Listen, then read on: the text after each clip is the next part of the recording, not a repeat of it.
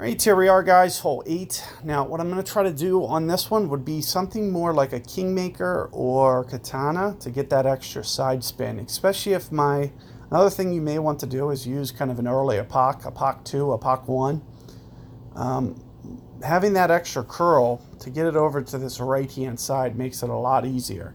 I'm going to have to cheat this fairway just a little bit more than I want, which is okay. It's just going to have to be kind of perfectly executed with with something, I think my QB only has about 80 curl. So with only about 80 curl, it's something that you have to keep in mind, that you have to play just a little bit closer to that edge than you probably are comfortable doing.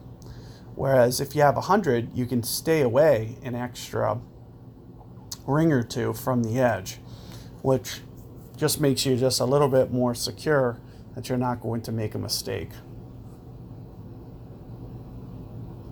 So what I do recommend is trying to get over to this right-hand side. It makes your life a lot easier. You'll see that I'm trying to take advantage of as much spin as I can. And I'm thinking, relatively full on the power as well. Now keep in mind that it's going to, I'm going to be aiming to land here, but with the curl, it's going to push it much more closer to the right edge. But this is very intentional because I want to get, relatively aggressive. If I don't land close to that edge, it's just not going to have enough curl. So here you can see with what I'm looking, I also came in off the power just slightly because I wanted foremost more than anything for me to be able to slide it up there and make sure that I'm perfect or close to perfect, so I don't great ball too much and clip the rough. So I did back off of that power just for safety measures.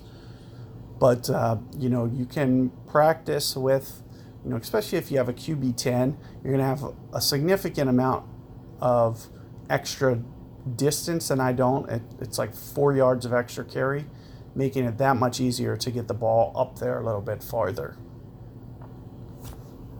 Another thing, if you have a Rock 8 by any chance, that's the club that you'll want to use, and you'll want to replicate my exact same shot because you have more curl than I do. So the curl is much more useful than the top spin is. So it doesn't matter if you only have 3 or 4 bars of top spin. You really want to make sure that you have that curl.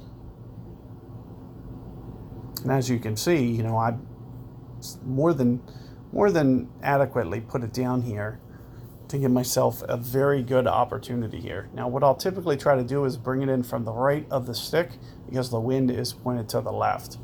Now I'll also, on winds that are pointed like this, maybe use about half a bar of side spin.